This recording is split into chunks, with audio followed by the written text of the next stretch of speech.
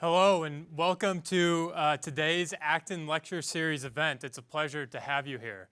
My name is Patrick Edding and I'm the Alumni Relations Director here at Acton Institute, where we work to promote a free and virtuous society characterized by individual liberty and sustained by religious principles. Essentially, we're working to connect good intentions to sound economic thinking. So it's great to have an economist with us here today. So before introducing today's speaker, I want to give a brief overview of today's format and then one comment. So today the format will consist of a 30-minute lecture followed by 30 minutes of Q&A. At the conclusion of the lecture, if you have a question, please raise your hand. One of my colleagues at either end will bring you the microphone. I'd also like to give a quick shout out to a group of students that are tuning in from Hillsdale College in Dr. Charles Steele's class. So if we could welcome them who are tuning in on live stream. So it's an honor to introduce today's speaker, who made the long trip through the bitter cold from Aquinas College.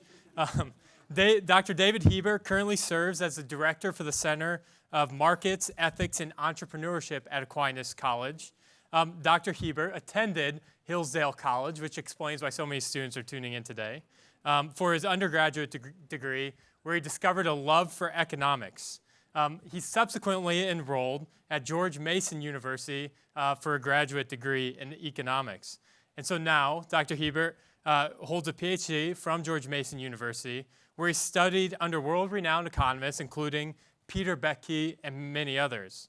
He has published in a variety of journals, books, and popular outlets on the topics of public choice and public finance. His current research interests have led him to study why the U.S. tax code grows longer, more complicated, and includes more loopholes each and every year, despite the overwhelming majority of Americans wanting a shorter, simpler tax code with fewer loopholes. I think you and I both are hoping that he figures this problem out quickly. But most importantly, Dr. Hebert is the new father to his adorable son, Wesley, who's just a few months old now, and I'm told he is also an aspiring economist. So please join me in welcoming Dr. David Hebert to the Acton Lecture Series stage. Thank you. Yeah. All right. Well, thank you guys so much for having me, and thank you, Patrick, for that wonderful introduction. What we're going to do today is talk about one of my favorite areas of research that I've ever been involved in, which is on the Boston ice trade.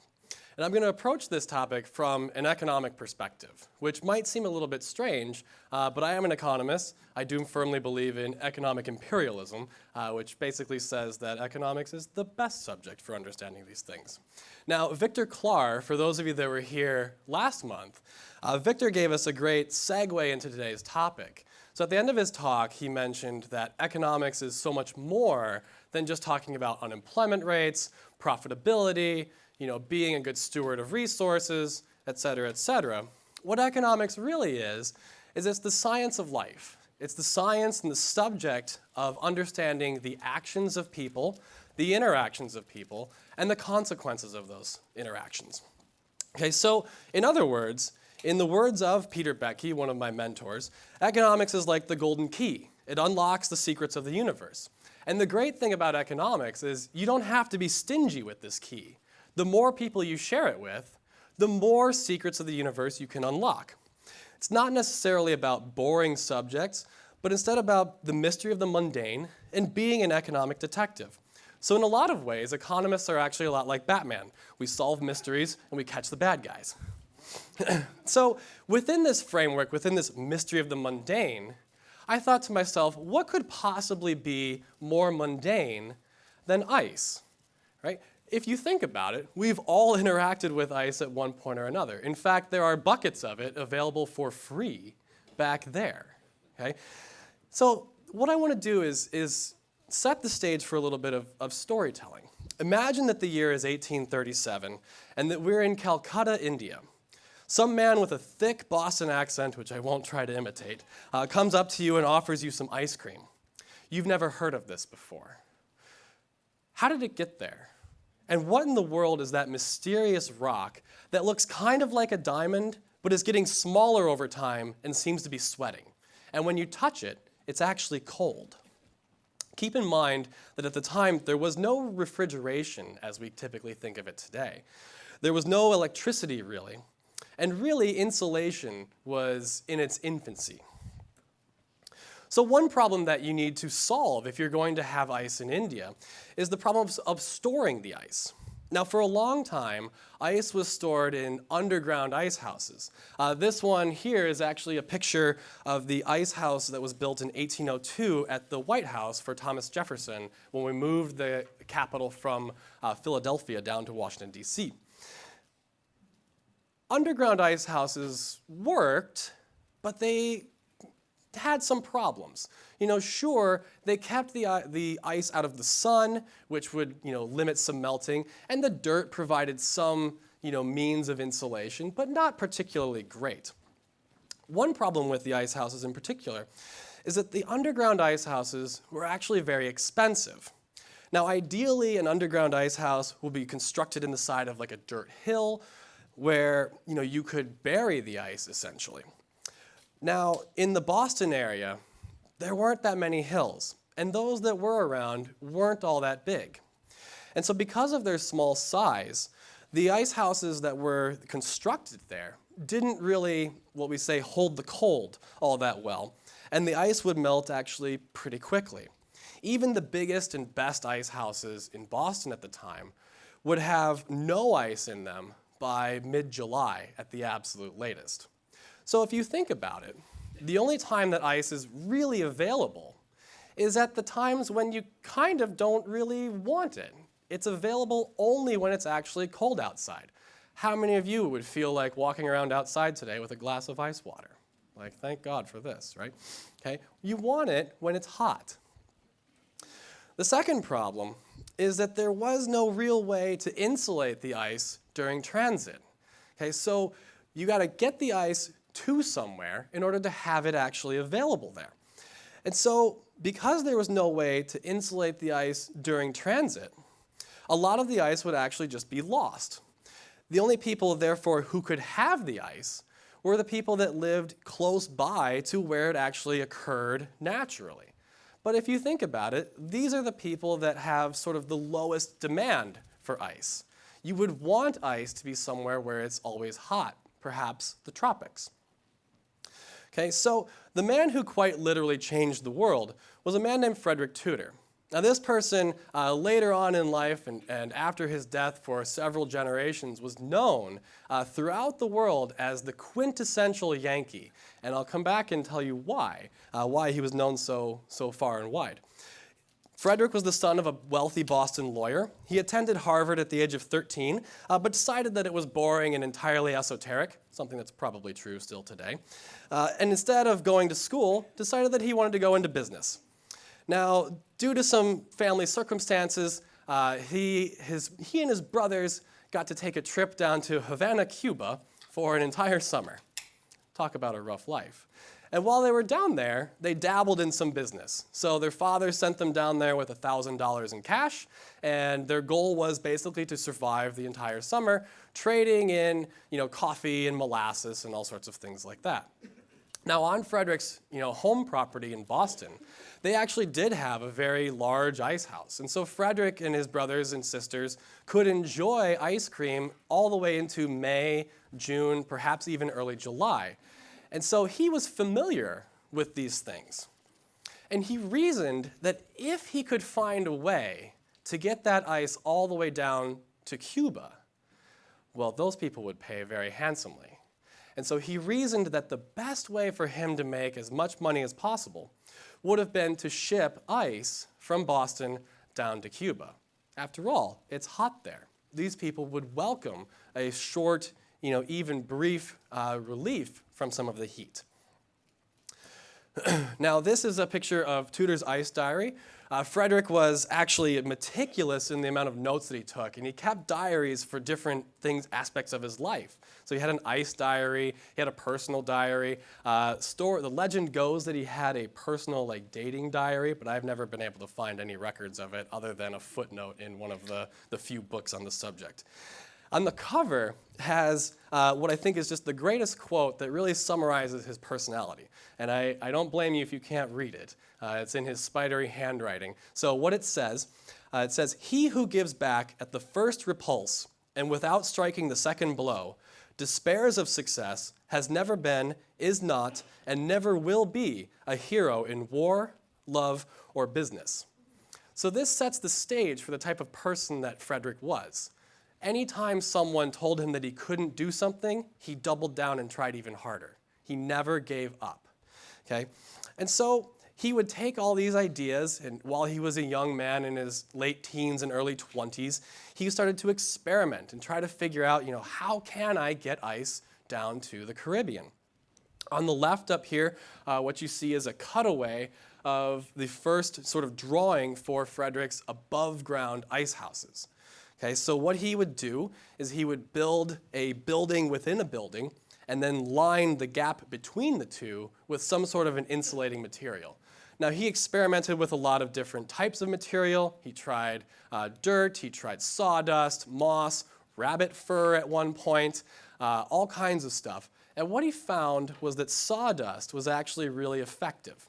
So what he did is he built an outer shell of a building and then an inner shell and lined the gap between the two with about 1.5 feet of sawdust. And this provided some much-needed insulation from the heat outside. Okay? What you see on the right is actually a really clever way to convey the ice up to the top of the ice houses. So what you have is a horse-drawn elevator system where the horse could walk back and forth each way, and regardless of which direction the horse was moving, it would actually lift a block of ice up to the top. Now, I don't need to get into physics with you all, but you are surely aware that heat tends to rise and cold tends to sink.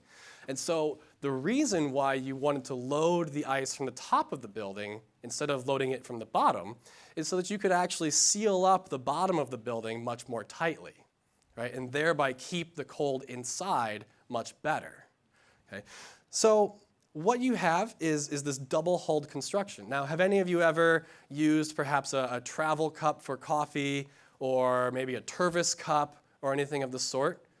That is something that is exactly like what Frederick Tudor came up with.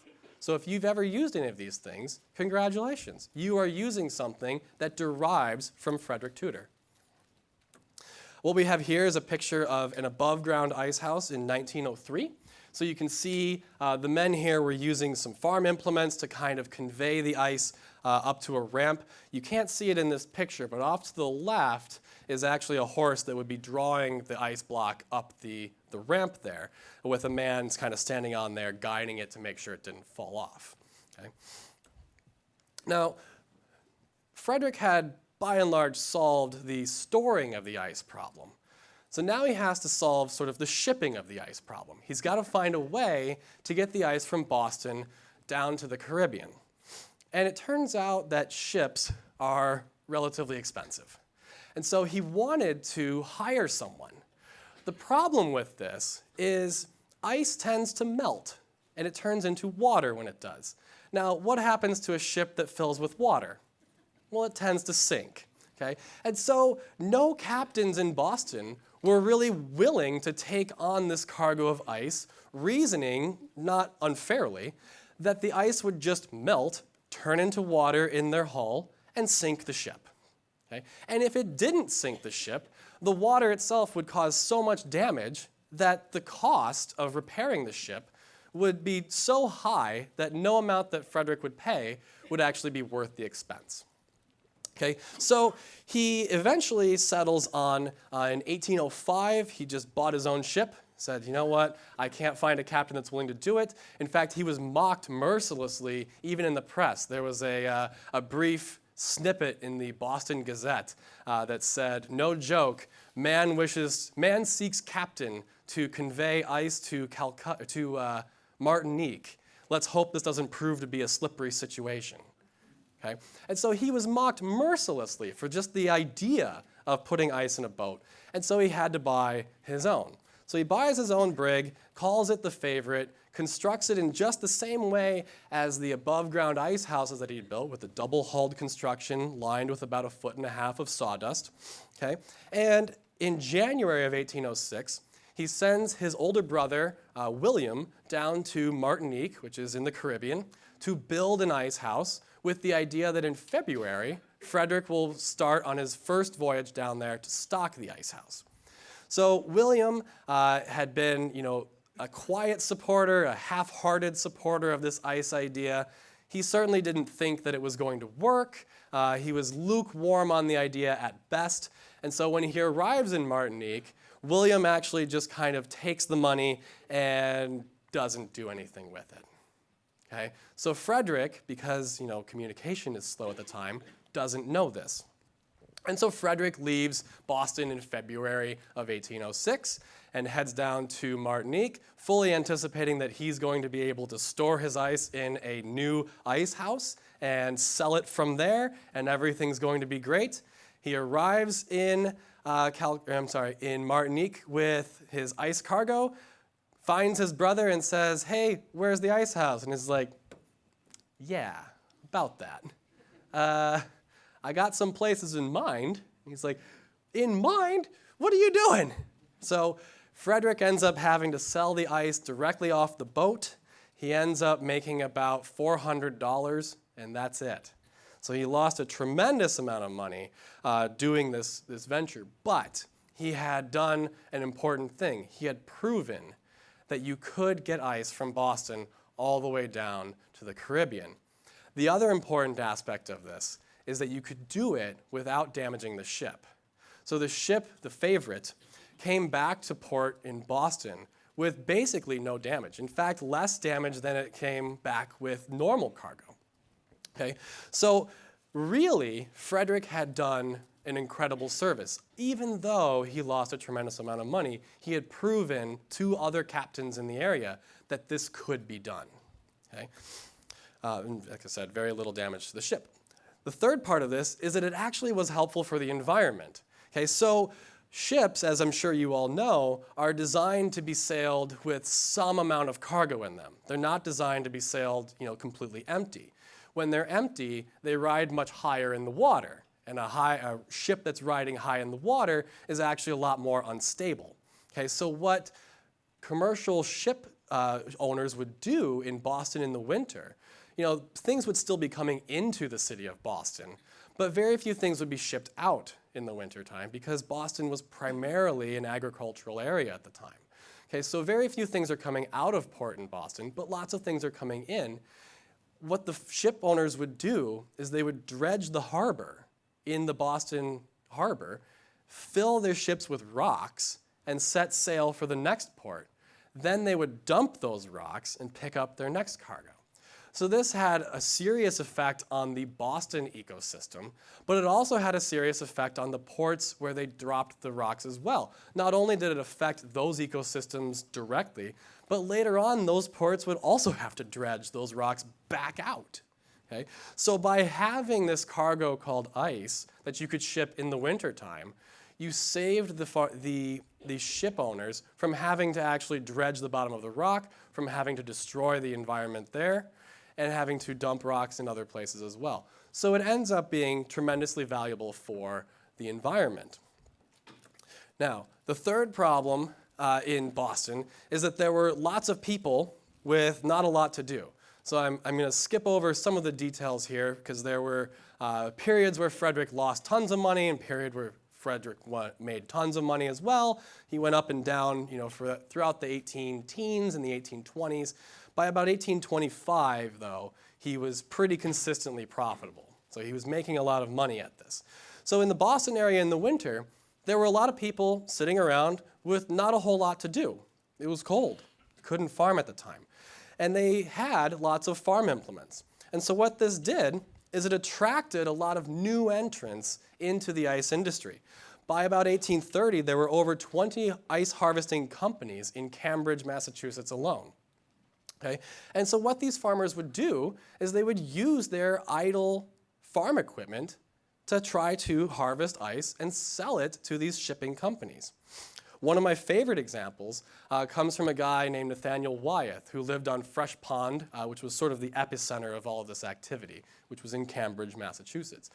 Wyeth, as we found, or as Frederick Tudor would find, is Wyeth had these blocks that were always like regularly sized. They had right angles everywhere. They were rectangular, basically the same size for every single block. And the wonderful thing about that is that you can position them next to each other and they won't slide and knock into each other during transit. Okay, so one important thing to keep in mind is that ice melts in proportion to the amount of surface area there is. Right, so this is why if you go to the freezer and you want your drink to be chilled fastest, you should actually get the crushed ice. It has the most surface area. It's also why at those fancy bars that have like the round spheres of ice, and you say, oh, what a wonderful thing. Our ice is super cold and that's why it melts slowly. No, it's not because of that. It's because they have less surface area when it's a sphere. Okay, so it's just physics. Okay, so what you want to have are large blocks of ice that have as little surface area as you can, because those will melt the slowest. Wyeth was able to cut his blocks into basically perfect rectangles in very large size, whereas everyone else was cutting theirs by hand. Okay, and so the hand-cut ones would slide around in transit, knock into each other, break into little pieces, melt a lot faster. Wyeth's blocks didn't. So what Wyeth was doing was actually using some of these farm implements to score the ice into like a grid-like fashion, and then he would hit it with a really heavy rod and break it into basically perfect rectangles. It was genius. Okay? And it ends up actually becoming a part of US patent law and setting the stage for a whole bunch of stuff that went forward, but we can, time permitting, get into that in the Q&A. Okay? So the fourth problem here is that there were no property rights. Okay, so what property rights do is they help us solve what we call the tragedy of the commons. The tragedy of the commons is basically a story where a valuable resource, because it isn't owned by any one person, ends up being used by every person to a degree that is perhaps above sort of a sustainable level.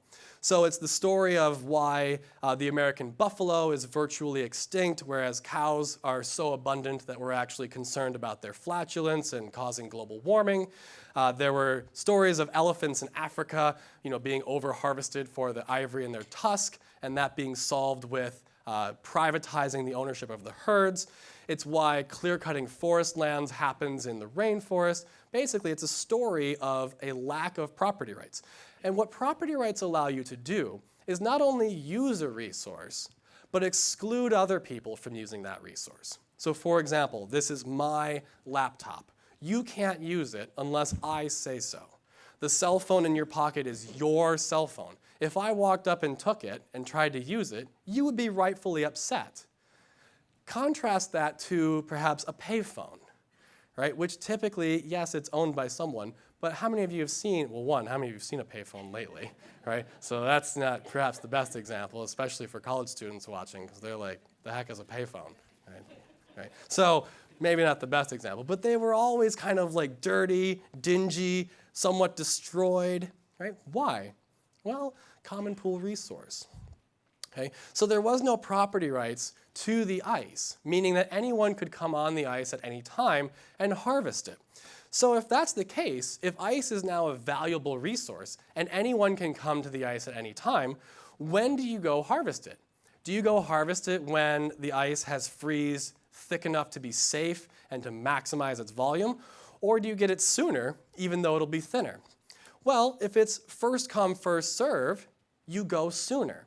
Now, have any of you ever walked out on a pond or a lake in wintertime and you were like the first one to do it? How did you feel? Were you a little nervous? Right? Why were you nervous? Well, you might fall through. And why might you fall through? Because the ice was too thin. Okay, so in a world where there's no private property to ice and people can't afford to wait, people took risks. They went onto the ice when it was perhaps too thin and they fell through. In fact, hundreds of people lost their lives in this exact fashion. Horses fell through the pond. People fell through the pond. Today, we still dredge, the bottom of fresh pond every now and then, and we find farm implements from the 1800s. Okay. So, what do we need? Well, we need private property governing the ice. And when do we need it? Well, around 1837. Okay, so property rights aren't some magical thing you can just smear onto a problem and have a solution. They're costly to define, they're costly to monitor, and they're costly to enforce. And so the only time you actually have property rights over a resource is when it's valuable enough for that property rights system to exist. And this happened around 1837. Ice had started to become super valuable. Okay? And so what's going on in the 1820s and the 1830s is more and more people are starting to sell ice domestically, and the price or the profitability of selling ice domestically is starting to plummet. So Frederick and eventually his business partner, Nathaniel Wyeth, started to sell ice as far away as London, and eventually started to look even into selling ice in India. Okay, now to get ice all the way to India, you want to have it be thick. You want to let the ice freeze on the pond thick enough that it will survive the journey. The problem is that thick ice is more valuable because there's more of it, and someone else could come and take it. So you need to have some means of excluding people from harvesting the ice that you left on the pond. So here's a crude map of the world to kind of show you the trip that Frederick was taking with his ice. So he would leave Boston, Massachusetts. He would have to sail around the southern tip of Africa and then all the way back up through the Indian Ocean to arrive in Calcutta. Now, those of you who are geography experts, how many times would he have to cross the equator? Twice. Okay? So each way that the ice went meant that the ice would be crossing the equator twice. This is a world without refrigeration, right, where you just had to put the ice in a ship and, fingers crossed, hope for the best. Okay? And so he really needed to have those thick blocks of ice because they were the only blocks that could actually survive this journey. The problem was that there was this thing called the Colonial Ordinance of 1647. So back in the early days of the first settlers, they settled on this idea that it would be not permissible to restrict people from accessing what were called great ponds. So any pond that was bigger than 10 acres in size, you were not allowed to restrict anyone's access to it.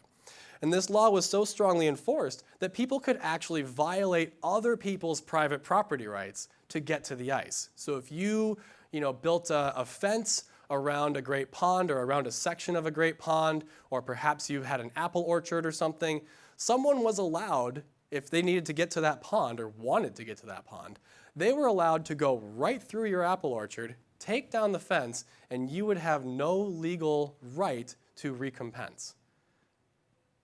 Think about that for a second.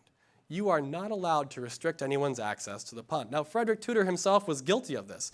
He wanted some ice from Walden Pond. So anyone read Henry David Thoreau? You hear the passage about the Iceman in there? That was Frederick Tudor. Okay, so someone had put a fence around Walden Pond. Frederick took it down.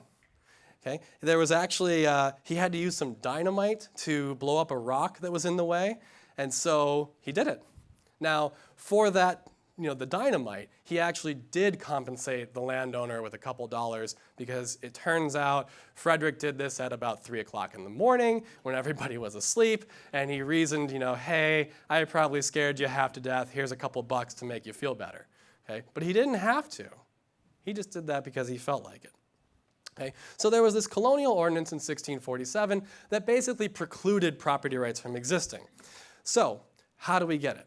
This is where a man named Simon Greenleaf comes in. Now, Simon Greenleaf was a law professor at Harvard Law School, just down the street from Fresh Pond, and he came up with two of the greatest arguments that I think a lawyer has ever come up with, and they're arguments that only lawyers could ever come up with.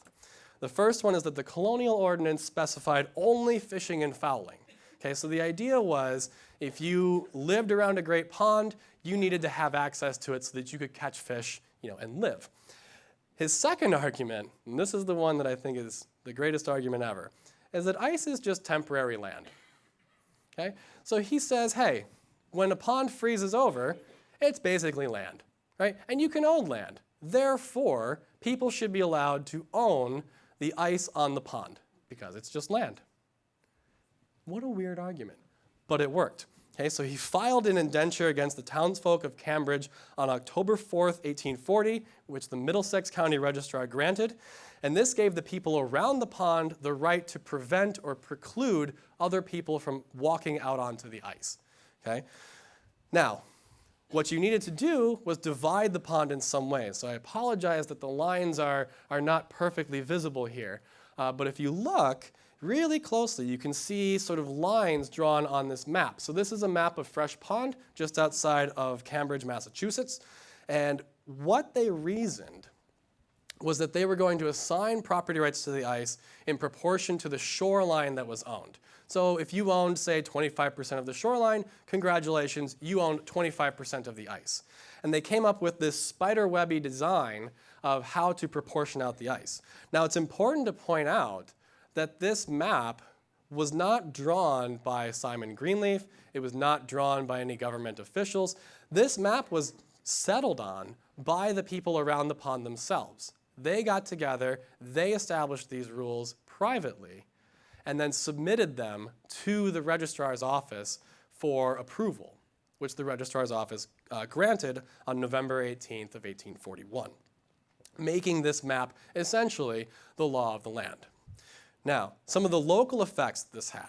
Okay, so Tudor could freeze his ice thicker for the longer journeys ahead. So what he could actually start doing is sliding ice underneath the other ice and freezing it even thicker than could occur naturally. So some people were able to freeze ice as thick as 8, maybe 10 inches. Frederick was able to get his ice blocks to be about 38 inches thick by repeatedly sliding ice underneath the other ice and letting it freeze together. Here we have a table of the tons of ice that were shipped to Calcutta from Boston by year. So in 1833 was the first year that he decided that he wanted to try this. His business partner, Samuel Austin, violated some of the terms of their contracts that year. And so in 1834, Frederick sent no ice whatsoever to punish him, and then replaced him in 1835. You'll see a big spike in 1839. What happened there is Frederick decided to dabble in exotic fruit and spice importation. And so he sent a very large cargo of ice to India, reasoning or with the idea that he could send some of that ice back and use it to refrigerate fruits and spices on the journey back. Okay, so this venture was not very successful. As it turned out, the people of Boston did not care for exotic fruits and spices, and so he never really tried that one again. And then the spike in 1844, where he sent twice as much ice that year as the year before, that was because ice had become so amazingly popular there that the people of Calcutta actually built him a gigantic stone ice house just for his ice. And so he sent extra ice in 1844 to stockpile that building. Okay? And so what you see here is just a rapid expansion of the amount of ice that was being able to be sold all the way in India. And I should also point out that by this time, his ability to insulate the ice from the heat was so good that ice in Calcutta could be as old as 5 years. Okay, so for 5 years, you could keep the same block of ice in an ice house in Calcutta, India, and you could still have it. Okay, that's how good he got at insulating the ice. Small landowners around the pond could lease their ice rights. And so what you saw is in places where you owned a very small sliver of the ice, you could actually lease it out to someone else instead and let them harvest the ice for you and perhaps pay you royalties for the ice, or they'd just lease the ice and say, here's a sum. Property values around the pond skyrocketed. So prior to 1840, land there was about $130 an acre. By 1848, people were turning down $2,000 an acre. Okay, this reflects the value of the ice on the pond. Some of the global effects, people all around the world had access to refreshing beverages and ice cream. Now this sounds somewhat trivial, but here's kind of the thing. Ice cream at the time was a luxury that was only available to the upper class people only during certain parts of the year and only in certain parts of the world. By 1845, ice cream was available so regularly and so cheaply that even the lower class people in India could afford to buy ice cream for their family once or twice a week. So think about how much that price must have fallen. Okay. Fresh food became more readily available, so the design of the above-ground ice house was perfectly suited to railroad cars, which were starting to come about. This allowed us to keep food fresher for longer, meaning farms could grow more food and take advantage of economies of scale to sell to a wider customer base. So hunger rates around the world dropped precipitously. There were also medical advancements. So ice became so cheap, basically everywhere in the world, that we could start experimenting with it. So if you had a fever, or if you were overheating, or just in general not feeling well, we could actually feed you ice chips and try to bring your temperature down. So hundreds of thousands, if not millions of lives all around the world were saved because of this. There was an article in Hunt's magazine in 1858. Time permitting, if you guys want, I can put this back up during the Q&A. We're going to skip over it due to time constraints. Okay, so in conclusion, the ice industry spread all over the northeast of the US and the world. In fact, Maine, Cleveland, Detroit, Port Huron, Michigan, Chicago, even Alaska got in on it, sending ice all the way to Australia in 1905. All of this was made possible because of private property rights. These property rights were established at the local level by people who were actually affected by the institutions that governed the ice. In other words, by people who knew what would and would not work and what would and would not be acceptable. Local knowledge, in other words, is key. This insight is something that Elinor Ostrom, who up until very recently was the only woman to win the Nobel Prize in economics, the second one being this year with Esther Duflo. Elinor Ostrom won her Nobel Prize for her insights here, that the local knowledge governing common pool resources is the key to having successful governance structures. With that, I want to thank you guys and open up for Q&A.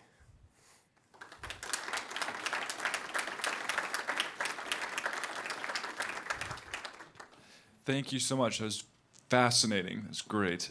We've got about half an hour for questions. If people could just raise your hand and wait to ask your question until you have the microphone so everyone can hear.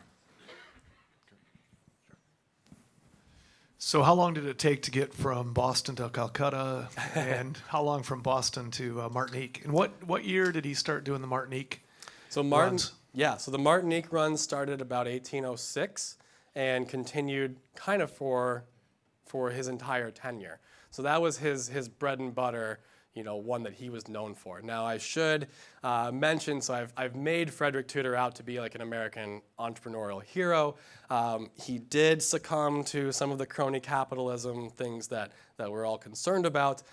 He secured basically monopoly privileges in Martinique, which is why he continuously sold ice there. He was the only person allowed to sell ice there. And he would pay people off with 100-pound blocks of ice to do it. So I don't want to, glorify him entirely, or, he did have some issues. So to get from Boston to Martinique took him 3 to 4 weeks. And to get from Boston to India at the time would take roughly 2 months. So 2 months of ice being at sea, crossing the equator, in warm water, right, is kind of impressive. Yeah.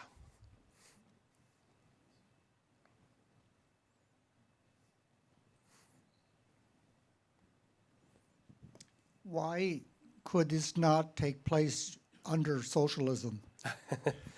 Yeah, great question.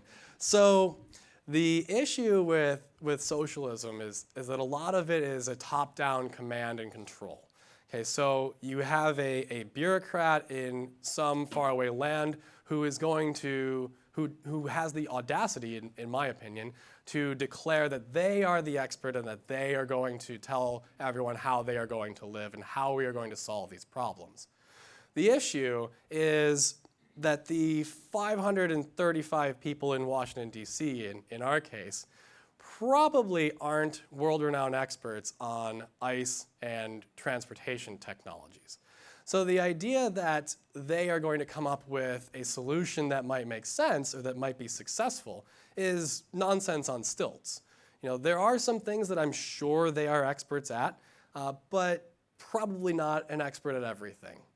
So the reason why this can't work under socialism is really twofold, right? One is the command and control, the lack of the knowledge on the part of the bureaucrat. But the second part is, the definition of socialism is the abolition of private property, right? That is what it means. It doesn't mean, giving out welfare payments or taxing rich people or anything like that. It's the abolition of private property. All of this is contingent on the existence of private property. If I can't preclude someone from harvesting specific ice, then I can't ship that ice to India. So socialism and getting ice cream in India are completely antithetical. They can't possibly coexist. So you mentioned the environmental impact, the positive impact in terms of the shipping side of things. What was the environmental impact of literally moving water from one place in the world to another place in the world? Yeah, so fortunately the volume of water that we're talking about here was not terribly large relative to the amount of water in the pond itself. So we didn't see, water levels decline. We didn't see, too much going on there. Really, all we saw was a vast improvement in the lives of people in Boston from the ability to sell this ice, and a vast improvement of the people in India who were able to consume the ice. And really, all around the world, wherever this ice went, was just met with massive improvements. This ice was heralded as a magical substance. It was pre-industrial revolution, so you could have a block of ice that was about 2 feet thick, and it was crystal clear. So in the shop windows in London, actually, they would have a fish behind 2 feet of ice, and you could count the scales. That's how clear it was. Today, we can't quite pull that off with the ice from our ice makers. But that's another interesting story about the rise of artificial ice. So.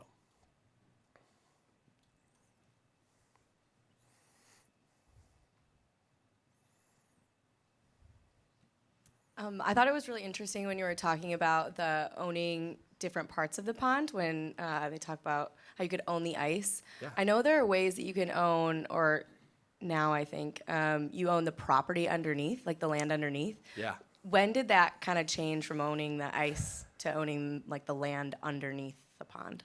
Yeah, water property rights are a really interesting and big puzzle.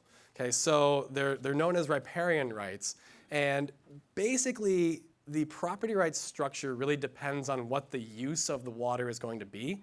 So in the case of Fresh Pond, originally it was a place where fishing and fouling happened. And so, there's tons and tons of fish there, tons and tons of birds. The resources weren't necessarily scarce in sort of an economic sense.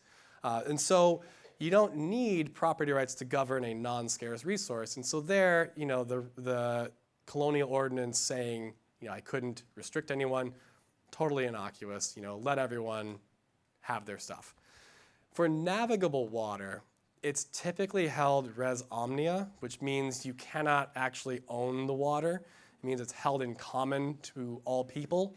For bodies of water like perhaps Reed's Lake, it gets a little dicey because it really depends on how the local community wants to allocate the property rights. So a lot of times you might own, let's say, 20 feet out into the water, and that's it. And then beyond that would be water or land held res omnia. What's interesting now is with the shorelines over in like Muskegon, for example, eroding, people's property is actually shrinking, and it's unclear what will happen if the water ever recedes. Do people get that land back? It's like, I don't know. When that actually started to change, I don't know that there is a specific time when the law of the land became, here, you own some land underneath it. I think it really just reflects the underlying economic conditions of each community. So I do know that the property rights structure adopted here was copied all over the country in different lakes and even rivers to an extent, which is a whole new issue because flowing water is a lot harder to manage than stationary water.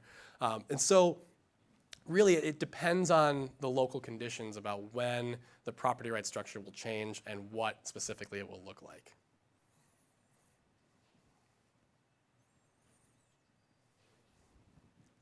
Thank you so much for your presentation. I'm imagining that this pretty much transformed the economy around Boston, in and around Boston. And I imagine similarly that when refrigeration technology is introduced, there's dramatic changes Yes. in property values and all of that sort of stuff. Yeah. Could you discuss what that transition looked like? Yeah. From pre-ice Yeah. to refrigeration. So the story in the history books for this stuff is a story of the natural ice industry and then the artificial ice industry, with the artificial ice industry being, refrigeration or freezers, okay? And so the first artificial ice machines were actually made around like 1835, 1840, and they used, I forgot it. They used some gas, and I've drawing a total blank on it. They used a gas, they would compress it, and then they would release that pressure, and that releasing of the pressure would drop the temperature and cause the water to freeze, okay? And so, ammonia, that's what it was. Okay, so it was ammonia. Okay, so they used ammonia, and this is why it becomes relevant. So sometimes the plant, because of the high pressure that they used, would actually explode, okay? Because it was, way back in the day, technology and safety, kind of up by the wayside there. And so when artificial ice is first invented, obviously Frederick Tudor and the people of Boston are a little bit nervous because, if you can just make ice on demand, you don't need to harvest ice from a pond, okay? And so Frederick, in another I hate to do this because I love the man to death, but he did a couple of things that I just, look at it and you're like, why'd you do that, buddy? Okay, and so this one, you guys ever looked at an ice cube? Is it clear? Okay, it's not clear. Why is it not clear? Okay, so the answer is actually physics again. Ice cubes in your freezer actually freeze from the outside in. Okay, so the outer layer freezes first, and the inside center of it will freeze last. Okay, and ice has this wonderful property where when it freezes, it expands. It's why ice floats, right? If ice didn't float, it would sink to the bottom, it would crush all the fish, winter would be a disaster. Okay, so thank God for this, right? And so when the ice freezes on the outside, well, it kind of like locks in the size that ice cube is going to be, but then the inner water freezes and tries to expand, and that creates cracks, little tiny fissures, and that's what causes the cloudiness in your ice cubes. Okay, so it's nothing about impurities. People will say if you boil the water, it'll be clearer. Yeah, a little bit, but not really. Okay, the real way to do it is through directional freezing, and that's a whole separate thing. So Frederick realized that his ice was clear because it would freeze, in a specific direction, actually from the top down. But anyway, so his ice was clear, artificial ice was cloudy, and artificial ice used ammonia. And so what did he do? He told everyone that cloudiness was ammonia, and that ammonia is poisonous, and then if you use artificial ice, you might die, right? And so everyone looked at this and said, my God, I don't want to die. I'd better buy this all-natural, free-range ice, right? Instead of this artificial nonsense that so-and-so is trying to peddle on me, okay? So he lied, right? He was a little bit crony. I don't want to, again, it's the thing. So artificial ice, had a rough start, all because of Tudor, frankly. But eventually, we get really good at the technology, and another pesky thing called like the Industrial Revolution happens, and so water becomes somewhat polluted, and so now natural ice is made on rivers and ponds that had pollution in them. Artificial ice, we kind of figured out that it wasn't ammonia, and the price of it starts to come down. You could start building artificial ice factories all over the world. And so the natural ice industry died a slow, drawn-out death around the 1880s to 1900s. But in some parts of the world, it persisted until about 1915. So, yeah, so the people of Boston were not particularly happy about that. So. Actually, that was the thunder of my question. Essentially, that is, every industry has the buggy whip phenomenon, and that's, now obviously, a guy named Kenmore came along and invented something Right. Yeah, now we pretty all, amazing. But, yeah. I think Kenmore actually invented the first icebox that needed exterior ice to do it, didn't he? I don't know if it was Kenmore. The first one was around the 1815 was the very, very first one. It was a big wooden box, and you would just put ice in it, had some tin in there to keep things cold. Right, I think, and that's what I was trying to figure. I mean, obviously, we see the symbolism of ice cream, but I think a lot of the royalty, whatever, used that for the icebox themselves. Yep. Right. Yeah, that was the complementary thing that was necessary is the ice box. Which then goes to my next question is, Yeah. did he get, how General Motors likes to build the car, then we'll build the tire, then we'll, Yeah. did he get anywhere into the other industries of cold? Yeah, so he actually didn't. He focused almost exclusively on ice. He dabbled a little bit into coffee and molasses trading on the side. So really, what he kind of focused on was getting ice to and from various places. And then he would use the ice to insulate or refrigerate, food from other places. So coconuts and bananas started to show up in Boston in the 1820s and 1830s, and that was because of Frederick, right? So he never really got into the personal, household ice industry. He just kind of was the guy who brought ice to the place, and he let other people kind of figure out, how to do that part.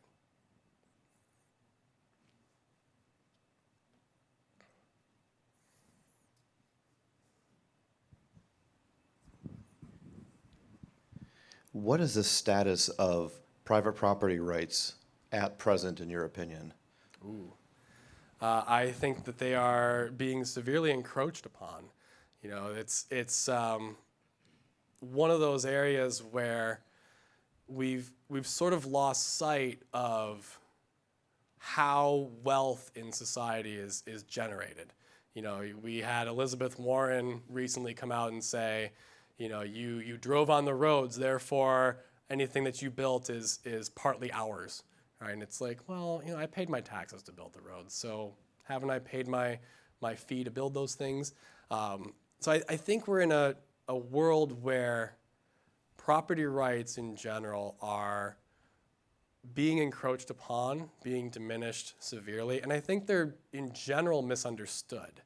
So property rights, yes, they delineate who owns a resource and who can use the resource, but they also put restrictions on, what you can do with the resource. So I like to think about property rights instead of as being held in the object itself. It's really a bundle of things that I'm allowed to do with the thing.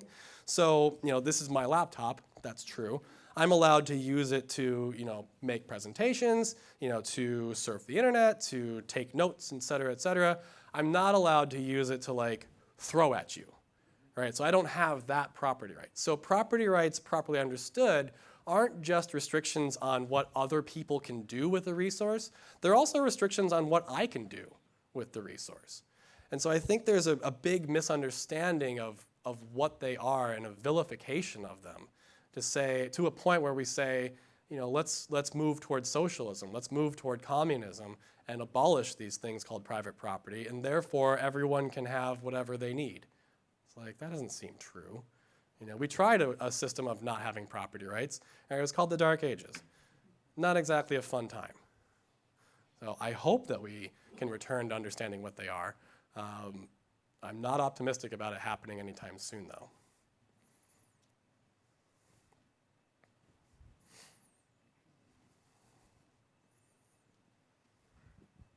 That Colonial Act mentioned fish and fouling. Yeah. Did anyone ice fish back then, and how did anyone raise that point about ice fishing? Yeah, so ice fishing was a big contentious thing. The basic idea was once there was ice on the pond, so once the first freeze happened, that pond would be considered land until there was not going to be a refreezing. So even if someone cut a hole in the ice and you could see water, right, that wasn't legally defined as water until the big thaw, until there was basically no ice on the pond whatsoever. And so that was the one hiccup area where a lot of people were a little worried about it, but they kind of were able to solve it through transfer payments from the people around the pond to the people of Boston. So basically, you paid extra, essentially, taxes for owning the pond.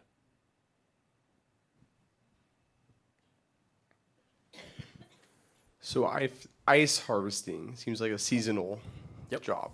So did he store it and ship it all summer, or did he? Yeah. So he was so good at storing the ice. I mean, he kept it year round. So I mentioned that in Calcutta they had ice that would be 5 years old, and so in Boston, where he was harvesting the ice, he kept it basically in perpetuity. The ice would melt a little bit during the non-winter months, but it would last, essentially. And so every single day, there was a shipment of ice leaving Boston year-round. And that happened by about 1822 or 1823, is literally every single day, a ship would leave Boston's port carrying ice, going somewhere. So yes, a seasonal business, but year-round activity. If people would like to learn more about either ice harvesting and Frederick Tudor or private property rights, are there any books that you would recommend? Yes, absolutely. So if you want to learn more about the Boston ice trade, the single best book is by a guy named Gavin Waitman. It's called The Frozen Water Trade. I forget what year it was published, but it's available on Amazon for like $7. If you want to learn more about private property rights and governing the commons, Eleanor Ostrom's book, Governing the Commons, which is the book that she ultimately won the Nobel Prize for, that's also available on Amazon. And actually, if you look hard enough, there is a PDF of it available for free. And it's open access, so I'm not telling you anything illegal, right? So don't worry. So you can read that book as well. And if you want to read more about this, my paper on this was published in the 2013 edition of the Journal of Private Enterprise.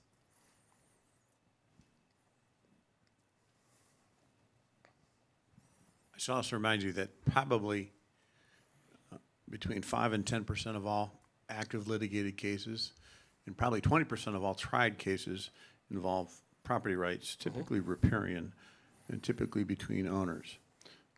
So, for example, the Michigan Supreme Court just recently enacted several, obviously, changes about whether you can walk across lake property or not walk across lake property. Yeah. Various types of properties you can walk across and not. So, the ever-moving goalpost of property rights going both ways, and the pendulum happens daily in the courtroom. Yeah, absolutely. I mean, property rights are constantly in flux. We like to pretend that you assign property rights and then the problem is just solved. But here's kind of the rub of it is today, Fresh Pond, which was the pond with all the lines demarking private property and everything, it's held res omnia again, right? So we abolished the property rights system there because it wasn't valuable anymore. And so, I look at these rules about walking across ponds, and yes, they are property rights issues, to be sure. One aspect that comes up a lot, though, is the enforceability of this. So I'm sure we all know that jaywalking, for example, is illegal, and I'm sure that everyone in this room has at one point or another jaywalked. Right? So we've done this. I also know that in a part of Washington State, it is illegal to throw snowballs because they are considered to be weapons of the same class as missiles. And so if you throw a snowball, you could be fined. I think the fine is like $500, right? So God forbid, right? And so, we have litigation and legislators, passing all these, in my opinion, boneheaded rules. But at the end of the day, we live in a common law system where you can, as a police officer, as a judge, you actually can say, We're not going to enforce the law there, right? It's called jury nullification. I probably could go to jail for telling you about it. I'm not really sure. The law is very unclear on that one. But if you ever want to do that, if you ever get summoned for jury duty and you want to get out of it, really easy way is to say, I believe very firmly in jury nullification. The prosecution will say dismissed, and you can go home. Right? So, I'm just saying, if you don't want to do your civic duty, easy way to get out of it. Not that I've done it before. Right? So, One last question, if anyone's got one last burning question, pun intended. ooh, there you go. Just curious about the fresh pond. I mean, Yeah. are there not like 50 ponds within 2 miles? And Yeah. I mean, there's plenty of ponds here in Michigan. There's Yep. plenty in most states. Is there a reason that this pond was the one or Yeah. something? Yeah. So the reason is, so this is strike 3 against Freddie T here. So the reason is, Frederick was very good at marketing and at salesmanship in general. And he happened to live on Fresh Pond. His family happened to own a very large amount of the shoreline for Fresh Pond. So, the rule that shoreline ownership would be, what determined the amount of ice you owned, it might have benefited Frederick quite considerably, right? And so Frederick would travel around the world and talk about how clean and how pure and how clear the water of Fresh Pond was. Okay, so, and he was so good at this that even the people in London would buy the ice from him rather than buy it from Norway at a much lower price. Okay, so they were like, no, we don't want that Norwegian ice. We want the good American ice from Fresh Pond. Right? And so that is like basically what happened is he was just so good at convincing people that what he was selling was the greatest thing, since sliced bread, which might not have been around then, but yeah. So was the greatest thing, right? So he just was that good at it. I mean, I hate to say that that's the reason, but he was able to convince everyone that Fresh Pond was just the greatest water that had ever existed. And everyone believed him.